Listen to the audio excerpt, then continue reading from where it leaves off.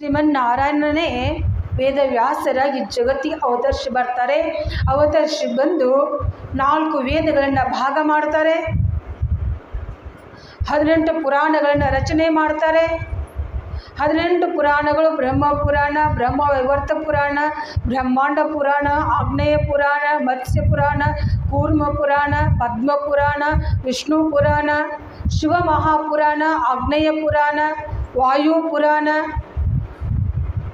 ಹೀಗೆ 18 ಪುರಾಣಗಳನ್ನು ರಚನೆ ಮಾಡಿದರೂ ಕೂಡ ಅವರಲ್ಲಿ ಇನ್ನೂ ಜಗತ್ತಿಗೆ ತಿಳಿಸಬೇಕಾಗಿರ್ತಕ್ಕಂಥ ವಿಷಯ ಉಳಿತು.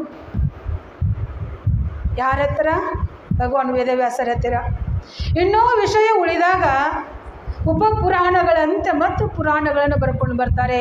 ಕಾಳಿಕಾ ಪುರಾಣ, ಗಣೇಶ ಪುರಾಣ ಅಂತ ಇನ್ನೂ ಅನೇಕ ಪುರಾಣಗಳನ್ನು ಅವರು ಬರೆದುಕೊಂಡು ಬರ್ತಾರೆ. ಈ 18 ಪುರಾಣಗಳು ಮುಖ್ಯವಾದಂಥವುಗಳು. ಈ 18 ಪುರಾಣಗಳಲ್ಲಿ 4ನೆಯ ಮಹಾಪುರಾಣ ಯಾವುದು ಅಂತಂದರೆ ಅದು ಶಿವ ಮಹಾಪುರಾಣ. ಈ ಶಿವ ಮಹಾಪುರಾಣ ಪ್ರಥಮದಲ್ಲಿ ಯಾರು ಹೇಳಿದ್ರು? ಇದನ್ನು ಯಾರಿಗೆ ಹೇಳಿದರು? ನಾವೆಲ್ಲರೂ ಭಾರತ ವರ್ಷದಲ್ಲಿ, ನಾವು ಭಾರತದ ಪುಣ್ಯಭೂಮಿಯಲ್ಲಿ ಜನ್ಮ ತಾಳಿರ್ತಕ್ಕಂಥವ್ರು. ಪುಣ್ಯಭೂಮಿ ಭಾರತ. ಈ ಭೂಮಿಯಲ್ಲಿ ಹುಟ್ಟಬೇಕಾದ್ರೆ ಎಷ್ಟೋ ಜನ್ಮಗಳ ಪುಣ್ಯದ ಪುಂಜ ಇದ್ದರೆ ಮಾತ್ರ ಭಾರತ ಭೂಮಿಯಲ್ಲಿ ಹುಟ್ಟಲಿಕ್ಕೆ ಬರ್ತದೆ. ಭಗವಾನ್ ವೇದವ್ಯಾಸರು ಅನೇಕ ಪುರಾಣಗಳಲ್ಲಿ, ಏನು 18 ಪುರಾಣಗಳಲ್ಲಿದ್ದಾವಲ್ಲ, ಆ ಪುರಾಣಗಳಲ್ಲಿ ಈ ಭಾರತ ಭೂಮಿಯಲ್ಲಿ ನೆಲೆಸಿರ್ತಕ್ಕಂಥ ತೀರ್ಥಗಳ ಮಹಿಮೆಯನ್ನು, ಕ್ಷೇತ್ರಗಳ ಮಹಿಮೆಯನ್ನು, ಆಮೇಲೆ ಆ ಕ್ಷೇತ್ರಗಳಲ್ಲಿ ಹಿಂದೆ ಇರ್ತಕ್ಕಂಥ ಇತಿಹಾಸವನ್ನು ಬಹಳಷ್ಟು ವಿಸ್ತಾರವಾಗಿ ಆ ಜಗತ್ತಿನ ಜನರಿಗೆ ನಿಮ್ಮೆಲ್ಲರ ಉದ್ಧಾರಕ್ಕಾಗಿ ಹೇಳ್ಕೊಂಡು ಬಂದಿದ್ದಾರೆ, ಬರ್ಕೊಂಡು ಬಂದಿದ್ದಾರೆ. ಅದರಲ್ಲಿ ಒಂದೇ ಒಂದು ತೀರ್ಥಕ್ಷೇತ್ರದ ಮಹಿಮೆಯನ್ನು ನಾವು ಪಾರಾಯಣ ಮಾಡಿದರೆ ಸಾಕು, ನಮ್ಮ ಜೀವನ ಉದ್ಧಾರ ಆಗ್ತದೆ. ಅಂಥ ಪುಣ್ಯಮಯವಾಗಿರ್ತಕ್ಕಂಥ ಈ ಪುಣ್ಯಭೂಮಿಯಲ್ಲಿ, ಈ ಸನಾತನ ಧರ್ಮದಲ್ಲಿ, ಆ ಸನಾತನ ಧರ್ಮದ ಒಂದು ಮಹತ್ವವನ್ನು ನಾವು ತಿಳ್ಕೊಳ್ಬೇಕು. ನಾವೆಲ್ಲರೂ ಸನಾತನಿಗಳೇ. ನಮ್ಮ ಜಾತಿ ಬೇರೆ ಇರ್ಬೋದು, ಕಾಯಕ ಬೇರೆ ಇರ್ಬೋದು, ಆಚಾರ ವಿಚಾರಗಳು ಬೇರೆ ಬೇರೆ ಇರಬಹುದು, ಆದರೆ ನಾವೆಲ್ಲರೂ ಮೂಲವಾಗಿ ಸನಾತನ ಧರ್ಮದವರು ಅನ್ನೋದನ್ನು ನಾವು ಎಂದೂ ಮರೆಯಬಾರದು. ಆ ಸನಾತನ ಧರ್ಮದ ಪರಂಪರೆಯನ್ನು ಎತ್ತಿ ಹೇಳೋದು ಯಾವುದು ಅಂತಂದರೆ ಅದು ಶಿವ ಮಹಾಪುರಾಣ. ಈ ಶಿವ ಮಹಾಪುರಾಣವನ್ನು ಯಾರಿಗೆ ಹೇಳಿದರು? ಕೈಲಾಸದಲ್ಲಿ ಪ್ರಥಮದಲ್ಲಿ ಭಗವಾನ್ ಶಂಕರನೇ ನಂದಿಗೆ ಇದರ ಪ್ರವಚನ ಮಾಡ್ಕೊಂಡು ಬಂದಿದ್ದಾರೆ ಶಿವ ಮಹಾಪುರಾಣವನ್ನು. ಶಿವ ಮಹಾಪುರಾಣ 1,00,000 ಶ್ಲೋಕಗಳಿಂದ ತುಂಬಿಕೊಂಡದ. ಎಷ್ಟು ರೀ? 1,00,000 ಶ್ಲೋಕಗಳಿಂದ ತುಂಬಿಕೊಂಡದ ಅದು ಶಿವ ಮಹಾಪುರಾಣ. ಭಗವಾನ್ ವೇದವ್ಯಾಸರು ಏನು ಮಾಡಿದರು? ಅದನ್ನು ಸಂಕ್ಷಿಪ್ತವಾಗಿ 24,000 ಶ್ಲೋಕಗಳಿಂದ ಅದನ್ನು ರಚನೆ ಮಾಡ್ಕೊಂಡು ಬರ್ತಾರೆ ಶಿವ ಮಹಾಪುರಾಣ. ಅಂತಹ ಮಹಾಪುರಾಣವನ್ನು ಭಗವಾನ್ ಶಂಕರ ನಂದಿಗೂ ಉಪದೇಶ ಮಾಡ್ತಾ ಇದ್ದಾರೆ. ನಂದಿ ಸನಕಾದಿಗಳಿಗೂ ಉಪದೇಶ ಮಾಡ್ತಾ ಇದ್ದಾರೆ. ಸನಕಾದಿಗಳು ಸನಕ, ಸನಂದನ, ಸನಾತನ, ಸನತ್ ಕುಮಾರ್ ಅಂತ 4 ಜನ. ಅವರು ಯಾರು ಅಂತಂದರೆ ಋಷಿಗಳು, ಮಹಾತ್ಮರು. ಆ ಋಷಿಗಳು ಭಗವಾನ್ ವೇದವ್ಯಾಸರಿಗೂ ಉಪದೇಶ ಮಾಡ್ತಾರೆ. ಭಗವಾನ್ ವೇದವ್ಯಾಸರು ರೋಮಹರ್ಷಣ ಮಹರ್ಷಿಗಳು ಉಪದೇಶ ಮಾಡ್ತಾರೆ. ರೋಮಹರ್ಷಣ ಮಹರ್ಷಿಗಳು ಶೌನಕಾದಿಗಳಿಗೂ ಉಪದೇಶ ಮಾಡ್ತಾ ಇದ್ದಾರೆ. ಶೌನಕಾದಿಗಳೇ ನಿಮ್ಮೆಲ್ಲರಿಗೂ ಉಪದೇಶ ಮಾಡ್ಕೊಂಡು ಬಂದಿದ್ದಾರೆ. ಅದುವೇ ಶಿವ ಮಹಾಪುರಾಣ. ಶಿವ ಮಹಾಪುರಾಣ ಏನು ಹೇಳ್ತದ? ಭಕ್ತಿ, ಜ್ಞಾನ, ವೈರಾಗ್ಯವನ್ನು ನಮಗೆ ತಿಳಿಸ್ಕೊಡ್ತದ.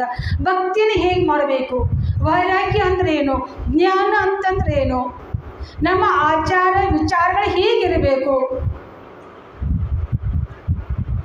ನಾವು ಯಾವ ಆಚಾರವನ್ನು ನಮ್ಮ ಜೀವನದಲ್ಲಿ ನಾವು ಅಳವಡಿಸಿಕೊಂಡು ಹೋದರೆ ಪರಮಾತ್ಮನನ್ನು ಕಾಣಲಿಕ್ಕೆ ಹೇಗೆ ಆಗ್ತದೆ, ಯಾವ ಆಚಾರದಿಂದ ಕೂಡಿಕೊಂಡ್ರೆ ನಮಗೆ ದುಃಖ ಆಗ್ತದೆ ಅನ್ನೋದನ್ನು ಶಿವ ಮಹಾಪುರಾಣ ಹೇಳ್ಕೊಂಡು ಬರ್ತಾ ಇದೆ. ಅದು ಶಿವಪುರಾಣ ಹೇಳ್ತಾ ಇದೆ ಏನು ಅಂತಂದರೆ ಶಿವ ಮಹಾಪುರಾಣವನ್ನು ಯಾರು ಶ್ರದ್ಧಾ ಭಕ್ತಿಯಿಂದ ಅದನ್ನು ಶ್ರವಣ ಮಾಡ್ತಾರೋ ಕೇಳ್ತಾರೋ, ಎಂಥ ಪಾಪಿಗಳಲ್ಲಿ ಮಹಾಪಾಪಿ ಇದ್ದರೂ ಕೂಡ ಆತ ನನ್ನ ಸಾನ್ನಿಧ್ಯ, ಶಿವನ ಸಾನ್ನಿಧ್ಯವನ್ನು ಪಡೆದುಕೊಳ್ಳುತ್ತಾನೆ ಅಂತ ಇಲ್ಲಿ ಭಗವಾನ್ ವೇದವ್ಯಾಸರು ಹೇಳ್ತಾ ಇದ್ದಾರೆ. ಅದು ದುರಾಚಾರಿ ಅಂತಂದ್ರೆ ಏನು? ದುರಾಚಾರಿ ಅಂತ ಯಾರಿಗಂತಾರೆ? ಯಾವ ವ್ಯಕ್ತಿ ಸುಳ್ಳು ಹೇಳ್ತಾ ಇದ್ದಾನೆ, ಯಾವ ವ್ಯಕ್ತಿ ಕಳ್ಳತನ ಮಾಡ್ತಾನೆ, ಯಾವ ವ್ಯಕ್ತಿ ಪರಸ್ತ್ರೀಯರಲ್ಲಿ ಆಸಕ್ತಿ ಉಳ್ಳವನಾಗಿದ್ದಾನೆ, ಯಾವ ಮಗ ತಾಯಿ ತಂದೆಯನ್ನು ತಿರಸ್ಕಾರ ಮಾಡ್ತಾನೆ, ಅವರಿಗೆ ಅವಮಾನ ಮಾಡ್ತಾನೆ, ಅವರನ್ನು ವೃದ್ಧಾಶ್ರಮದಲ್ಲಿ ಇಟ್ಟು ಬರ್ತಾನೆ, ಯಾವ ಕುಲವಧು ಅಂತಂದರೆ ಆ ಮನೆಗೆ ಸೊಸೆಯಾಗಿ ಹೋಗಿರ್ತಕ್ಕಂಥ ಕುಲವಧು ಅತ್ತಿ ಮಾವರನ್ನು ತಿರಸ್ಕಾರ ಬುದ್ಧಿಯಿಂದ ನೋಡ್ತಾಳೆ, ಅವರಿಗೆ ಸನ್ಮಾನವನ್ನು ಮಾಡುವುದಿಲ್ಲ, ಗೌರವ ಕೊಡುವುದಿಲ್ಲ, ಅವರು ಕೂಡ ಸೊಸೆಯನ್ನು ಮಗಳಂತೆ ಸ್ವೀಕಾರ ಮಾಡುವುದಿಲ್ಲ. ಯಾವ ವ್ಯಕ್ತಿ ವ್ಯಾಪಾರದಲ್ಲಿ ಮೋಸ ಮಾಡ್ತಾನೆ, ವ್ಯಾಪಾರದಲ್ಲಿ ಮೋಸ ಅಂತಂದ್ರೆ ಗೊತ್ತೈತಲ್ರಿ, ನೀವು ಬಾಜಾರಕ್ಕೆ ಹೋಗಿರ್ತೀರಿ, ಕಾಯಿಪಲ್ಯ ತರಕ್ಕೆ ಹೋಗಿ ಕಿರಾಣಿ ಅಂಗಡಿಗೆ ಹೋಗಿರ್ತೀರಿ, ಅಲ್ಲಿ ಬುಡಕ್ಕೆ ಸ್ವಲ್ಪ ತಕ್ಕಡಿಗೆ ಏನಾರು ಹಚ್ಚಿರ್ತಾರೆ ನೋಡ್ರಿ, ಅವ್ರ ಕಡೆ ಜಾಸ್ತಿ ವಜನ್ ಬರುವಾಗ ನಿಮ್ಮ ಕಡೆ ಕಮ್ಮಿ ಬರಬೇಕು. ಈ ರೀತಿ ಮೋಸ ಮಾಡ್ತಕ್ಕಂಥವ್ರು, ಪತಿ ಆದಂಥವನು ಪತ್ನಿಗೆ ಮೋಸ ಮಾಡ್ತಕ್ಕಂಥವನು, ಪತ್ನಿ ಆದಂಥವಳು ಪತಿಗೆ ಮೋಸ ಮಾಡ್ತಕ್ಕಂಥವ್ರು, ಇನ್ನೂ ಅನೇಕ ಪಾಪಿಗಳಿದ್ದಾರೆ, ಇನ್ನೂ ಅನೇಕ ದುರಾಚಾರಿಗಳಿದ್ದಾರೆ. ಮಾಂಸಾಹಾರವನ್ನು ತಿಂತಕ್ಕಂಥವನು, ಮದ್ಯಪಾನ ಮಾಡ್ತಕ್ಕಂಥವನು, ಪಶುಗಳಿಗೆ ಹಿಂಸೆಯನ್ನು ಕೊಡ್ತಕ್ಕಂಥವನು, ಆಕಳುಗಳಿಗೆ ಎತ್ತುಗಳಿಗೆ ಹಿಂಸೆಯನ್ನು ಮಾಡ್ತಕ್ಕಂಥವನು, ಆಕಳುಗಳಿಗೆ ಸರಿಯಾದ ಸಮಯಕ್ಕೆ ನೀರನ್ನು ಅವಕ್ಕೆ ಕುಡಿಸಲಿಲ್ಲ ಅಂತಂದರೆ ಮಹಾಪಾಪ ಬರ್ತದೆ, ಸಮಯಕ್ಕೆ ಸರಿಯಾಗಿ ಮೇವನ್ನು ಹಾಕಲಿಲ್ಲ ಅಂದರೆ ಮಹಾಪಾಪ ಬರ್ತದೆ. ಎತ್ತುಗಳು ಎಷ್ಟು ಭಾರವನ್ನು ಹೊರ್ತಾವಲ್ಲ ಅಷ್ಟೇ ಭಾರವನ್ನು ಅವುಗಳ ಮೇಲೆ ಹೊರಿಸಬೇಕು. ಹೆಚ್ಚಾಗಿ ಭಾರವನ್ನು ನಾವು ಹೊರಿಸಿದ್ವು ಅಂತಂದರೆ ಆ ಎತ್ತುಗಳಿಗೆ ಹಿಂಸೆ ಆಗ್ತದೆ, ಅದು ಮಹಾಪಾಪ ಆಗ್ತದೆ, ಅದು ದುರಾಚಾರ ಆಗ್ತದೆ. ಯಾವ ವ್ಯಕ್ತಿ ಪರೋಪಕಾರಗಳನ್ನು ಮಾಡಲ್ಲ, ಸಾಧು ಪ್ರಾಣಿಗಳನ್ನು ಅಂತಂದರೆ ಯಾವ ಪ್ರಾಣಿಗಳು ಸ್ವಚ್ಛಂದವಾಗಿ ಅರಣ್ಯದಲ್ಲಿ ಮನುಷ್ಯರಿಗೆ ಹಿಂಸೆಯನ್ನು ಮಾಡಲಾರದೆ ತಮ್ಮಷ್ಟಕ್ಕೆ ತಾವು ಹುಲ್ಲನ್ನು ತಿಂದು ಅರಣ್ಯದಲ್ಲಿ ಬೆಳೆದಿರ್ತಕ್ಕಂಥ ಹಣ್ಣು ಹಂಪಲುಗಳನ್ನು ತಿಂದು ಇರ್ತಕ್ಕಂಥ ಪ್ರಾಣಿಗಳಿಗೆ ಯಾವ ಹಿಂಸೆಯನ್ನು ಮಾಡ್ತಾನಲ್ಲ, ಆ ವ್ಯಕ್ತಿಯೂ ಕೂಡ ಅಕಸ್ಮಾತವಾಗಿ ಏನೋ ಒಂದು ಸಂಘದಿಂದಲೋ, ಸಂಘ ಅಂತಂದರೆ ಅಂಥ ದುರಾಚಾರಿ ವ್ಯಕ್ತಿ ಎಂದು ಸತ್ಸಂಗಕ್ಕೆ ಹೋಗಿರೋದಿಲ್ಲ, ಶಿವನ ಮಂದಿರಕ್ಕೆ ಬಂದಿರೋದಿಲ್ಲ, ಹೌದಲ್ರಿ? ಒಬ್ಬ ವ್ಯಕ್ತಿ ಶಿವನ ಮಂದಿರಕ್ಕೆ ಬರ್ತಿರ್ತಾನೆ, ಸತ್ಸಂಗಕ್ಕೆ ಬರ್ತಿರ್ತಾನೆ, ಮಹಾತ್ಮರ ಸೇವೆ ಮಾಡ್ತಿರ್ತಾನೆ, ಆದರೆ ಅವರಿಬ್ಬರು ದೋಸ್ತರು ಇರ್ತಾರೆ. ದೋಸ್ತರು ಇದ್ದಾಗ, ಗೆಳೆಯರಿದ್ದಾಗ ಶಿವನ ಮಂದಿರಕ್ಕೆ ಹೋಗ್ತಕ್ಕಂಥ ವ್ಯಕ್ತಿ ಆ ದುರಾಚಾರಿ ಹೇಳ್ತಾ ಇದ್ದಾನೆ, ಒಮ್ಮೆ ಯಾರೋ ಬರಪ್ಪ ಸತ್ಸಂಗಕ್ಕೆ ಕೇಳು, ಸತ್ಸಂಗದಲ್ಲಿ ಪಾಲ್ಗೊಳ್ಳು, ಮಹಾತ್ಮರ ಸೇವಾ ಮಾಡು ಬಾ ಅಂತ ಒತ್ತಾಯಪೂರ್ವಕವಾಗಿ ಕರ್ಕೊಂಡು ಬರುವುದರಿಂದಲೂ ಕೂಡ ಒತ್ತಾಯಪೂರ್ವಕವಾಗಿ ಬರ್ತಕ್ಕಂಥ ವ್ಯಕ್ತಿ ದುರಾಚಾರ ವ್ಯಕ್ತಿ. ಇಲ್ಲ ಹಾದು ಹೋಗ್ತಕ್ಕಂಥ ವ್ಯಕ್ತಿ ಏನೋ ನಡೆದ ತಡೆ ನೋಡೋಣ ಅಂತ ಯಾರ ಅಕಸ್ಮಾತ್ ಹಣಿಕಾಗಿ ಬಂದನ ಅಂತಂದ್ರೆ, ಯಾವುದೋ ಒಂದು ಪ್ರಸಂಗದಿಂದ ಸಹವಾಸದಿಂದ ಅಕಸ್ಮಾತಾಗಿ ಬಂದು ಶಿವಪುರಾಣಕ್ಕೆ ಇರಿದ ಅಂತಂದ್ರೆ ಅಂಥ ದುರಾಚಾರಿ ಆತನು ಕೂಡ ಶಿವನ ಸಾನ್ನಿಧ್ಯವನ್ನು ಪಡ್ಕೊಳ್ತಾನೆ. ವೇದವ್ಯಾಸರು ಬರ್ಕೊಂಡು ಬರ್ತಾ ಇದ್ದಾರೆ. ಆತನು ಕೂಡ ಶಿವಭಕ್ತಿ ಉಳ್ಳವನಾಗ್ತಾನೆ. ಅಂಥ ಪಾಪಿಯನ್ನು ಕೂಡ ಪುಣ್ಯಾತ್ಮನನ್ನಾಗಿ ಮಾಡುವ ಶಕ್ತಿ ಈ ಶಿವ ಮಹಾಪುರಾಣದಲ್ಲಿದೆ. ಒಂದು ಉದಾಹರಣೆ ಏನು ಅಂತಂದರೆ, ಪತಿ ಮತ್ತು ಪತ್ನಿ ಇಬ್ಬರು ಏನಾಯಿತು ಅಂತಂದರೆ, ಪ್ರಸಂಗಾನುಸಾರವಾಗಿ ಹೇಗೆ ಆಗ್ತದೆ ಅನ್ನೋದನ್ನು ಒಂದು ಉದಾಹರಣೆ ಇದು. ಅವರು ಬ್ರಾಹ್ಮಣರು, ಪತಿ ದುರಾಚಾರಿಯಾಗಿದ್ದ. ತನ್ನ ಬ್ರಾಹ್ಮಣ ಕುಲದಲ್ಲಿ ಹುಟ್ಟಿ ಬ್ರಾಹ್ಮಣತ್ವವನ್ನು ಆಚರಣೆ ಮಾಡಬೇಕು. ಅವರ ಕುಲ ಗೋತ್ರಕ್ಕೆ ಅನುಗುಣವಾಗಿ ಅವರ ಕರ್ಮಗಳನ್ನು ಆಚರಣೆ ಎಲ್ಲರೂ ಮಾಡಲೇಬೇಕು. ಅವರಷ್ಟೇ ಅಂತಲ್ಲ, ಎಲ್ಲರೂ ಮಾಡಬೇಕು. ಹೀಗೆ ಆತ ಎಲ್ಲವನ್ನೂ ತ್ಯಾಗ ಮಾಡಿದ್ದ. ಸಂಧ್ಯಾ ವಂದನೆಯನ್ನು ಬಿಟ್ಟಿದ್ದ, ಮಂತ್ರ ಜಪ ಮಾಡೋದು ಬಿಟ್ಟಿದ್ದ, ಪೂಜಾ ಬಿಟ್ಟಿದ್ದ, ವೇದ ಪಾಠಗಳನ್ನ ಅಧ್ಯಯನ ಬಿಟ್ಟಿದ್ದ. ಎಲ್ಲವನ್ನು ಸತ್ಕರ್ಮಗಳನ್ನು ತ್ಯಾಗ ಮಾಡಿ ದುಷ್ಕರ್ಮಗಳನ್ನು ಮಾಡ್ತಾ ಹೋಗ್ತಾನೆ ಆತ ಬ್ರಾಹ್ಮಣ. ಆತನ ಹೆಸರು ಏನು ಅಂತಂದರೆ ಬಿಂದುಗ. ಆತ ಪರಸ್ತ್ರೀಯಲ್ಲಿ ಆಸಕ್ತನಾಗಿದ್ದ, ವೇಷಾಸ್ತ್ರೀಯಲ್ಲಿ ಆಸಕ್ತನಾಗಿದ್ದ. ಮನೆಯಲ್ಲಿ ಸುಂದರವಾಗಿರ್ತಕ್ಕಂಥ ಪತ್ನಿ ಇದ್ದರೂ ಕೂಡ, ಸದ್ಗುಣವತಿ ಪತ್ನಿ ಇದ್ದರೂ ಕೂಡ, ಸದಾಚಾರವುಳ್ಳಂಥ ಪತ್ನಿ ಇದ್ದರೂ ಕೂಡ ಆತ ಪರಸ್ತ್ರೀಯಲ್ಲಿ ಮೋಹಿತನಾಗಿದ್ದ. ಆದರೆ ಆ ಪರಸ್ತ್ರೀಗೆ ಮಾಡಬೇಕಾದ ಎಲ್ಲ ಪಾಪ ಕರ್ಮಗಳನ್ನು ಮಾಡಿ, ಕಳ್ಳತನವನ್ನು ಮಾಡಿ ಅವಳಿಗೆ ಓದೋದು ಕೊಡ್ತಿದ್ದ, ಬಂಗಾರ ಮುತ್ತು ರತ್ನಗಳೆಲ್ಲವನ್ನು. ಹೀಗೆ ಕೊಟ್ಟಾಗ ಆತ ಕೊನೆಗೂ ಒಂದು ದಿನ ಮನೆಯನ್ನು ತ್ಯಾಗ ಮಾಡಿ ಅವಳ ಮನೆಯಲ್ಲಿ ಉಳಿದು ಬಿಡ್ತಾನೆ. ಪತ್ನಿ ಆದಂಥವಳು ಸುಂದರವಾದ ಪತ್ನಿ, ನವತರುಣಿ. ಅವಳು ಕೂಡ ನನ್ನ ಕುಲಕ್ಕೆ ಎಲ್ಲಿ ಕೆಟ್ಟ ಹೆಸರು ಬರಬಾರದು ಅನ್ನೋ ಉದ್ದೇಶದಿಂದ ತನ್ನ ಪತ್ನಿ ವ್ರತವನ್ನು, ಪಾತಿವ್ರತ ಧರ್ಮವನ್ನು ಆಚರಣೆಯನ್ನು ಮಾಡ್ತಾ ಬರ್ತಾಳೆ. ಕೆಲವು ವರ್ಷಗಳವರೆಗೆ ಮಾಡ್ತಾಳೆ. ಕೊನೆಗೆ ಪತಿ ಆದಂತೂ ಯಾವಾಗ ಮನೆಯನ್ನು ತ್ಯಾಗ ಮಾಡಿ ಪರಸ್ತ್ರೀಯಲ್ಲಿ ಸಂಪೂರ್ಣವಾಗಿ ಆಸಕ್ತನಾಗಿ ಆ ಕಡೆ ಹೋಗ್ತಾನಲ್ಲ, ಅವಳು ಕೂಡ ತನ್ನ ಮಾರ್ಗವನ್ನು ತ್ಯಾಗ ಮಾಡ್ತಾಳೆ, ಸತ್ಯ ಮಾರ್ಗವನ್ನು ತ್ಯಾಗ ಮಾಡ್ತಾಳೆ. ತ್ಯಾಗ ಮಾಡಿದ ಮೇಲೆ 4-5 ಜನ ಮಕ್ಕಳಾಗ್ತವೆ. ಆಮೇಲೆ ಅವಳು ಊರನ್ನ ಜನ ಎಲ್ಲರೂ ಕೂಡಿ ಯಾತ್ರೆಗಂತೂ ಹೋಗ್ತಾರೆ ನೋಡ್ರಿ, ಕಾಶಿಗೋ ರಾಮೇಶ್ವರಕ್ಕೋ, ಆಮೇಲೆ ಅಯೋಧ್ಯ ಮಥುರೆ ಹೀಗೆಲ್ಲ ಹೋಗ್ತಾರಲ್ಲ. ಹಾಗೆ ಅವ್ರ ಜೊತೆಯಲ್ಲಿ ಅವಳು ಹೋದ್ಲು. ಯಾರು? ಬಿಂದುಗನ ಪತ್ನಿ ಹೆಸರೇನು? ಚಂಚುಲೆ. ಆ ಚಂಚುಲೆಯೂ ಕೂಡ, ಆ ಬ್ರಾಹ್ಮಣಿಯೂ ಕೂಡ ಹೋದ್ಲು ಎಲ್ಲರ ಜೊತೆಯಲ್ಲಿ. ಊರಾಗ ಹೆಣ್ಮಕ್ಳ ಜೊತೆಯಲ್ಲಿ ಹೋದಾಗ ಎಲ್ಲರೂ ಗೋಕರ್ಣಕ್ಕೆ ಹೋದರು. ಗೋಕರ್ಣದಲ್ಲಿ ಅಲ್ಲಿ ದೇವರ ದೇವಸ್ಥಾನಕ್ಕೆ ಹೋಗಿ ದೇವರ ದರ್ಶನ ಪಡೆದುಕೊಂಡು ಜಾತ್ರೆಯನ್ನು ನೋಡಬೇಕಂತೇಳಿ ಎಲ್ಲರೂ ಜಾತ್ರೆಯೊಳಗೆ ಪ್ರವೇಶ ಆಗ್ತಾರೆ. ಆ ಕಡೆ ಈ ಕಡೆ ಒಂದಷ್ಟು ಮಂದಿ, ಈ ಕಡೆ ಒಂದಷ್ಟು ಮಂದಿ, ಈ ಕಡೆ ಎಲ್ಲರೂ ಜಾತ್ರೆಯೊಳಗೆ ಹೋದ್ಮೇಲೆ ಇವಳು ಕೂಡ ಒಬ್ಬಂಟಿಗಳಾಗಿ ಹೋಗ್ತಾ ಇರ್ತಾಳೆ. ಅವಳು ಹೋಗ್ತಕ್ಕಂಥ ಮಾರ್ಗದಲ್ಲಿ ಹೀಗೆ ಒಂದು ಶಿವನ ದೇವಾಲಯ ಇತ್ತು. ಆ ದೇವಾಲಯದಲ್ಲಿ ಶಿವ ಕಥೆಯನ್ನು ಹೇಳ್ತಾ ಇದ್ರು ಕಥಾವಾಚಕರು.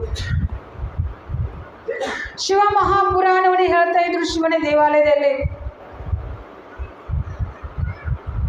ಹೀಗೆ ಸಾಂಗವಾಗಿ ಸುಂದರವಾಗಿ ಶಿವ ಕಥೆಯನ್ನು ವರ್ಣನೆ ಮಾಡ್ತಾ ಇದ್ರು.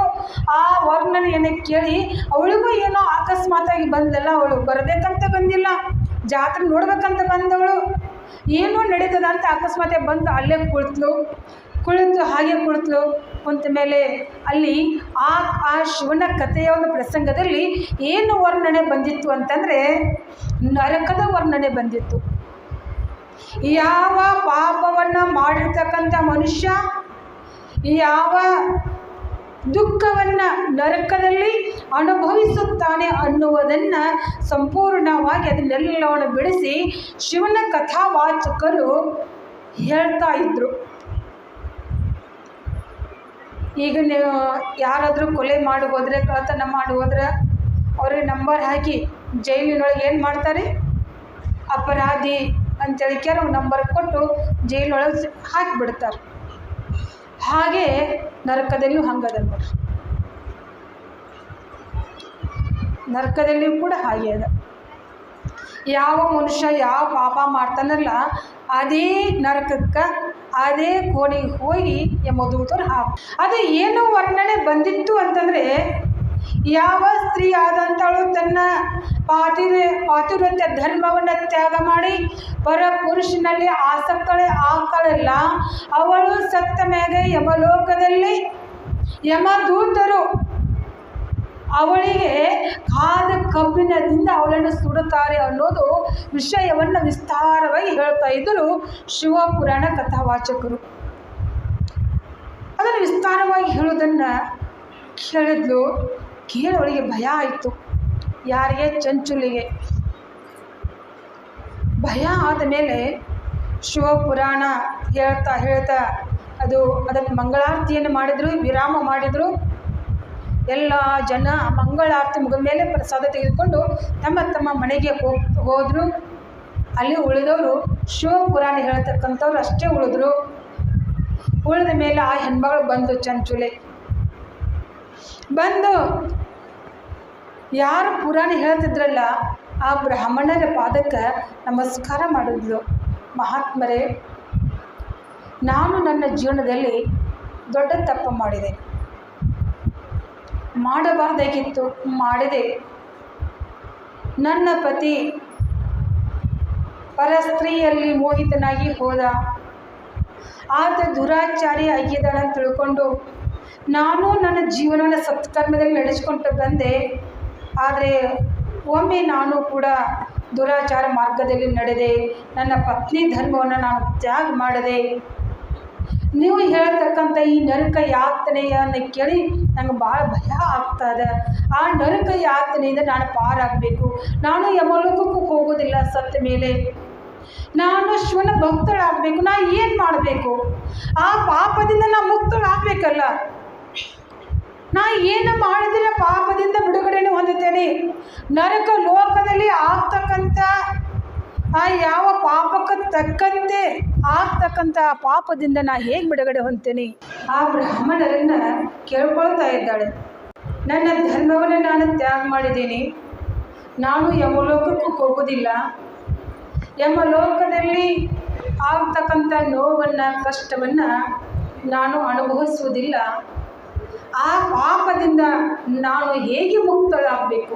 ಆ ಕಥಾವಾಚಕ ಬ್ರಾಹ್ಮಣೋತ್ತಮ ಹೇಳ್ತಾ ಇದ್ದಾನೆ, ಅಮ್ಮ, ನೀನು ಮಾಡಿರ್ತಕ್ಕಂಥ ಪಾಪಕ್ಕೆ ನೀನು ಪ್ರಾಯಶ್ಚಿತ್ತ ಮಾಡ್ಕೊಂಡಿದ್ದೀಯ. ಆದರೆ ನೀನು ಮಾಡಿರ್ತಕ್ಕಂಥ ಆ ಪಾಪದಿಂದ ನೀನು ಮುಕ್ತಳಾಗಬೇಕಾದರೆ ಶಿವನ ನಾಮಸ್ಮರಣೆಯನ್ನು, ಶಿವನ ಸೇವೆಯನ್ನು, ಶಿವನ ಲೀಲಾ ಕಥೆಗಳನ್ನು ನೀನು ಕೇಳಬೇಕು. ನೀನು ಯಾವಾಗ ಶಿವನ ಭಕ್ತಳಾಗ್ತೀಯೋ, ಯಾವಾಗ ಶಿವನ ಲೀಲಾ ಕಥೆಗಳನ್ನ ಶ್ರವಣ ಮನನ ನಿಧಿ ಧ್ಯಾಸನವನ್ನು ನೀನು ಮಾಡ್ತೀಯಲ್ಲ, ಆವಾಗೇ ನೀನು ಪಾಪದಿಂದ ಮುಕ್ತಳಾಗ್ತೀಯ ಅಂತ ಆ ಬ್ರಾಹ್ಮಣೋತ್ತಮರು ಕಥಾವಾಚಕರು ಹೇಳಿದಾಗ ಆ ತಾಯಿ ಶಿವನ ದೇವಾಲಯದಲ್ಲಿ ಉಳಿತಾಳೆ.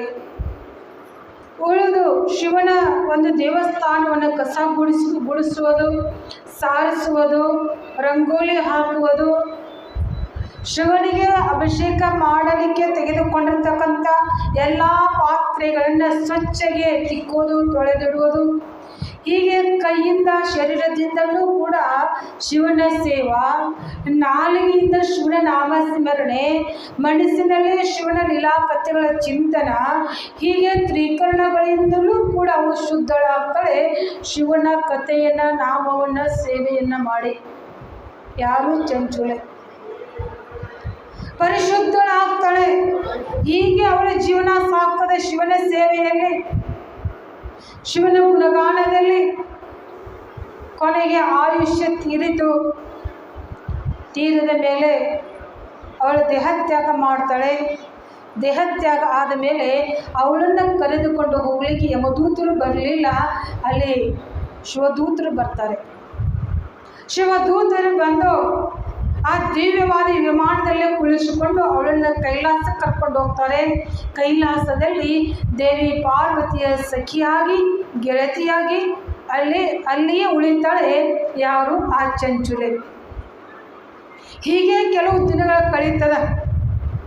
ಕೆಲವು ವರ್ಷಗಳ ಕಳೆದ ಮೇಲೆ ಪಾರ್ವತಿ ದೇವಿಯ ಸೇವೆಯನ್ನು ಭಾಳಷ್ಟು ಭಕ್ತಿಪೂರ್ವಕವಾಗಿ ದೇವಿ ಪಾರ್ವತಿಯ ಹತ್ತಿರ ಹೋಗಿ ಕೈ ಮುಗಿದು, ಹೇ ಮಹೇಶ್ವರಿ, ಹೇ ಶಿವನವಲ್ಲಭೆ, ಹೇ ದೇವಿ ಪಾರ್ವತಿ, ಹೇ ಮಹಾದೇವಿ, ನಾನು ನಿನ್ನನ್ನು ಕುರಿತು ಪ್ರಾರ್ಥನೆ ಮಾಡ್ತಾ ಇದ್ದೇನೆ.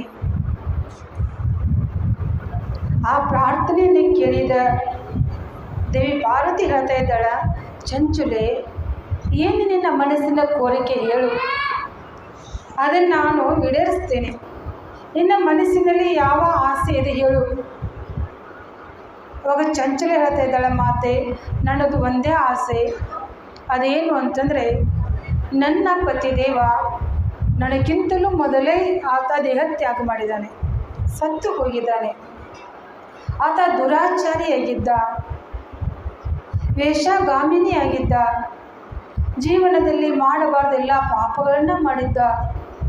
ಉತ್ತಮವಾದ ಕುಲದಲ್ಲಿ ಹುಟ್ಟಿದರೂ ಕೂಡ ಮಾಡಬಾರ್ದ ಕೆಲಸಗಳನ್ನು ಮಾಡಿದ. ಆತ ಎಲ್ಲಿದ್ದಾನೋ ಹೇಗಿದ್ದಾನೋ ನನಗೆ ಗೊತ್ತಿಲ್ಲ. ಚಂಚುಲೆ ಈಗ ಹೇಳಿದಾಗ ದೇವಿ ಪಾರ್ವತಿ ಹೇಳ್ತಾ ಇದ್ದಾಳೆ, ಹೇ ಚಂಚುಲೆ, ನಿನ್ನ ಪತಿ ದುರಾಚಾರಿ, ಮಹಾಪಾಪಿ. ಆದರೆ ಆತ ದೇಹತ್ಯಾಗ ಮಾಡಿದ ಮೇಲೆ ಯಮಲೋಕದಲ್ಲಿ 100 ವರ್ಷಗಳವರೆಗೆ ತಾನು ಮಾಡಿರ್ತಕ್ಕಂಥ ಪಾಪದ ಒಂದು ಫಲವನ್ನು ಆ ನರಕದಲ್ಲಿ ಅನುಭವಿಸಿ ಕೊನೆಗೆ ಆತ ಪಿಶಾಚಿಯಾಗಿ ತಿರುಗಾಡ್ತಾ ಇದ್ದಾನೆ. ಅದು ಎಲ್ಲಿ ಅಂತಂದರೆ ವಿಂಧ್ಯಾಚಲ ಪರ್ವತದಲ್ಲಿ ಪಿಶಾಚಿಯಾಗಿ ಅಲ್ಲಿ ಇದ್ದಾನೆ ಅಂತ ದೇವಿ ಪಾರ್ವತಿ ಹೇಳಿದಾಗ ಚಂಚುಲಿಗೆ ತನ್ನ ಪತಿಯ ಒಂದು ದುರವಸ್ಥೆಯನ್ನು ನೋಡಿ ಕಣ್ಣೀರು ಹಾಕ್ತಾಳೆ. ಚಂಚುಲಿ ಕೇಳ್ತಾ ಇದ್ದಾಳೆ, ಅಮ್ಮ, ಹೇ ಮಾತೆ, ಹೇ ಜಗಜ್ಜನನಿ, ನನ್ನ ಪತಿಯೂ ಕೂಡ ಆ ಪಿಶಾಚಿ ಜನ್ಮದಿಂದ ಮುಕ್ತನಾಗಬೇಕು.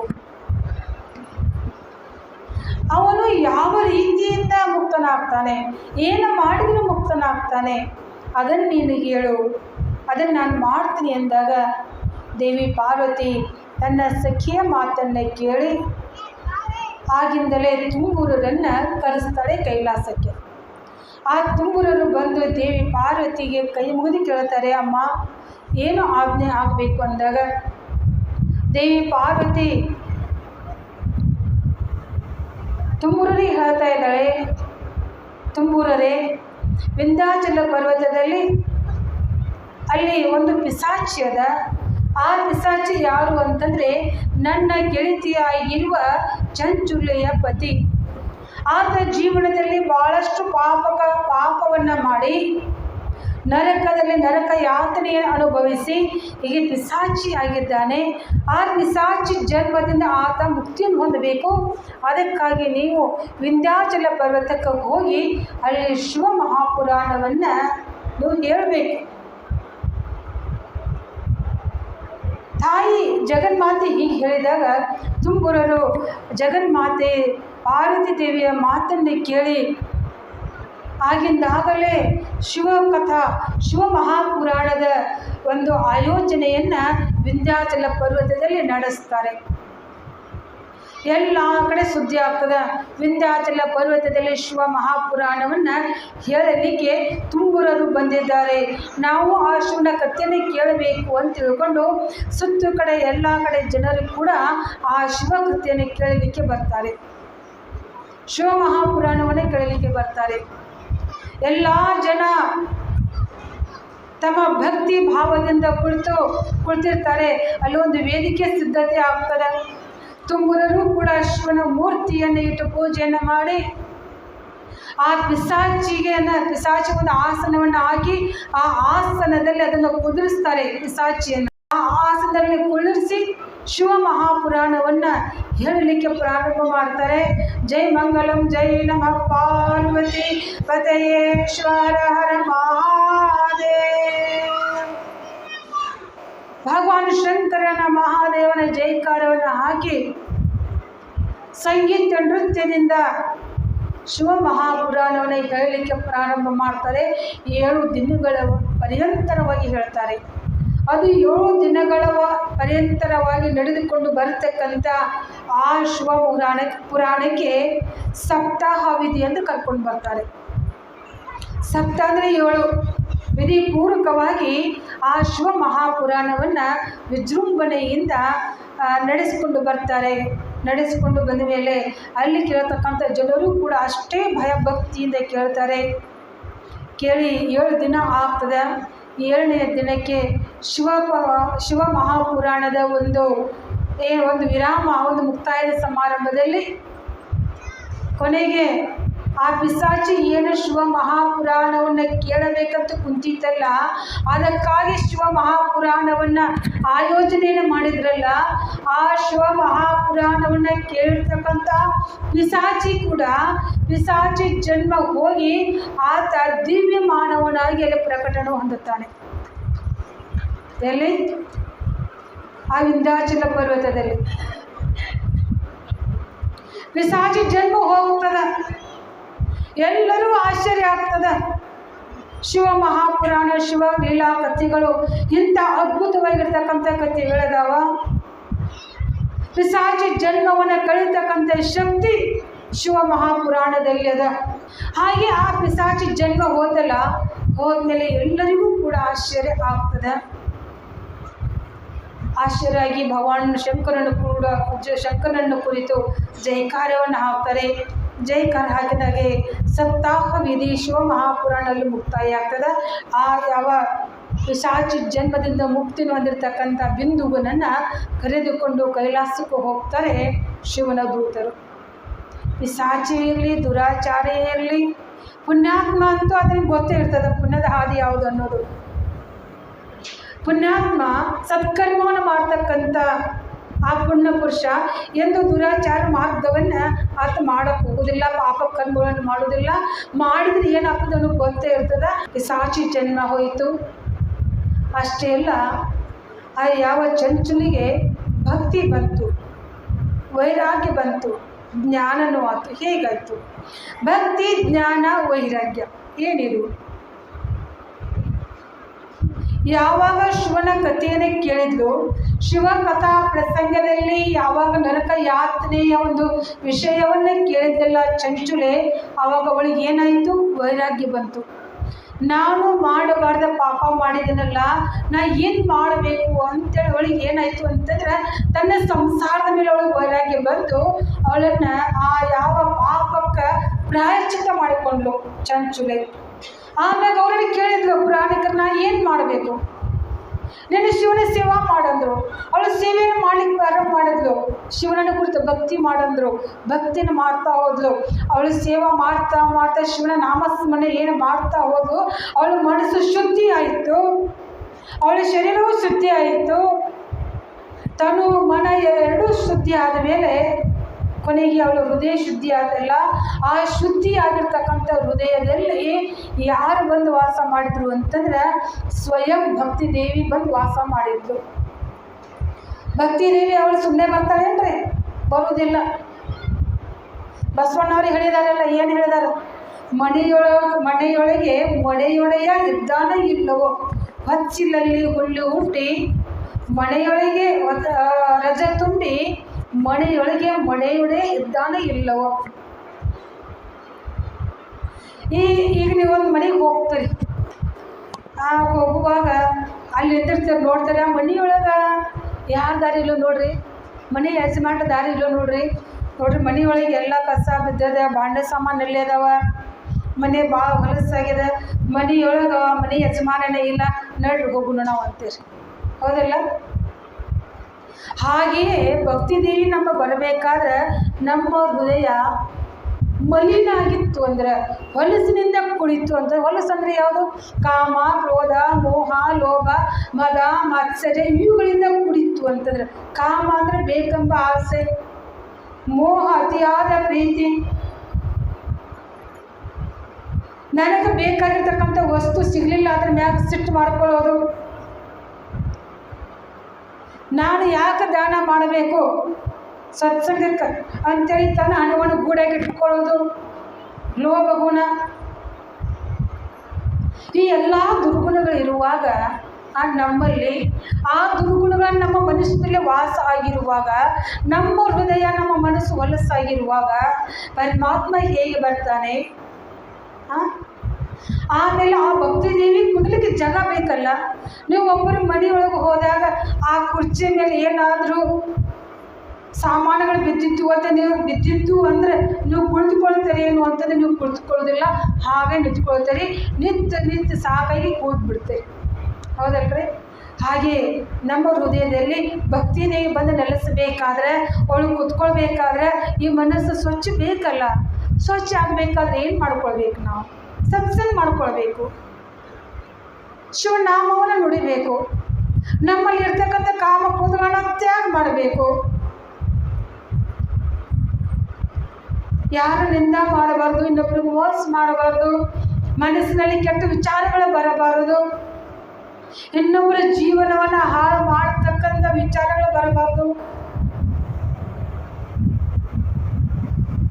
ಅವರ ಮನೆಯೊಳಗ ಜಗಳ ಆಗ್ತಕ್ಕಂಥ ಮಾತುಗಳನ್ನು ಎಂದು ಆಡಬಾರದು. ಬಹಳ ಸೂಕ್ಷ್ಮದ ಜೀವನ. ಈ ಎಲ್ಲ ಕೆಟ್ಟ ವಿಚಾರಗಳನ್ನ ತ್ಯಾಗ ಮಾಡಿದಾಗ ನಮಗೆ ಮನಸ್ಸು ಶುದ್ಧಿ ಆಗ್ತದ. ಹಾಗೆ ಶುದ್ಧಿ ಆಗೋದಿಲ್ಲ, ಸ್ವಲ್ಪ ಅದು ಎದ್ದು ಹೋದ್ರೂ ಕೂಡ ಸ್ವಲ್ಪ ಕಲಿ ಉಳಿದಿರ್ತದ.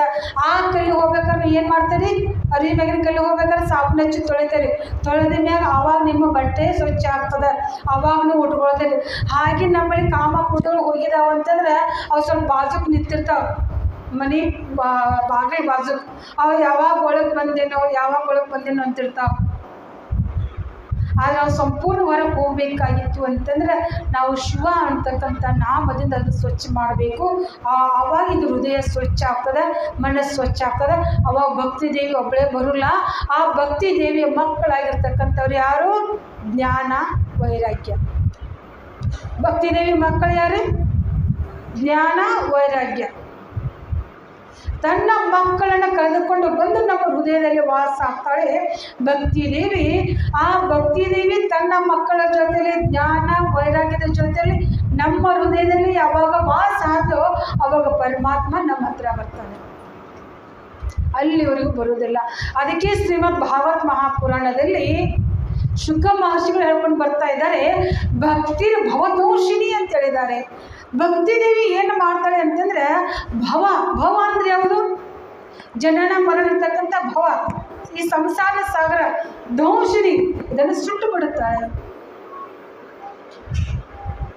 ನಾವು ಯಾವಾಗ ನಮ್ಮ ಹೃದಯದಲ್ಲಿ ಭಕ್ತಿ ಬಂದು ನೆಲೆಸಿದ್ಲು ಅಂತಂದ್ರೆ ಆ ಕ್ಷಣದಲ್ಲಿ ನಮ್ಮ ಭವ ಅಂತಕ್ಕಂಥ ಸಂಸಾರ ತಾಪ ಅಂತಕ್ಕಂಥದ್ದು ಸುಟ್ಟು ಹೋಗ್ತದೆ. ಅವಾಗ ಪರಮಾತ್ಮನ ಕಡೆ ಹೋಗ್ಲಿಕ್ಕೆ ನಮಗೆ ಮಾರ್ಗ ಆಗ್ತದೆ, ಅಲ್ಲಿವರೆಗೂ ಆಗುವುದಿಲ್ಲ. ಭಕ್ತಿ ಭವದಂಶಿನಿ ಅಂತ ಶ್ರೀಮದ್ ಭಾಗವತ್ ಮಹಾಪುರಾಣ ಹೇಳ್ಕೊಂಡು ಬರ್ತದೆ. ಅಂತಹ ಭವವನ್ನು ನಾಶ ಮಾಡತಕ್ಕಂಥವಳು ಪರಮಾತ್ಮನನ್ನು, ಮಹಾದೇವನನ್ನು ನಮ್ಮ ಹೃದಯದಲ್ಲಿ ನೆಲೆಸಲಿಕ್ಕೆ ಯಾವ ದಾರಿ ತೋರಿಸ್ತಕ್ಕಂಥವಳು ಆ ಭಕ್ತಿ ದೇವಿ. ಆ ಭಕ್ತಿ ದೇವಿ ನಮ್ಮೆಲ್ಲ ಹೃದಯದಲ್ಲಿ ಸದಾಕಾಲ ವಾಸ ಮಾಡುವಂತಾಗಲಿ ಅಂತ ಹೇಳುತ್ತಾ ಇವತ್ತಿನ ವಿಷಯಕ್ಕೆ ವಿರಾಮ. ಜೈ ಮಂಗಲಂ, ಜೈ ನಮಃ ಪಾರ್ವತಿ.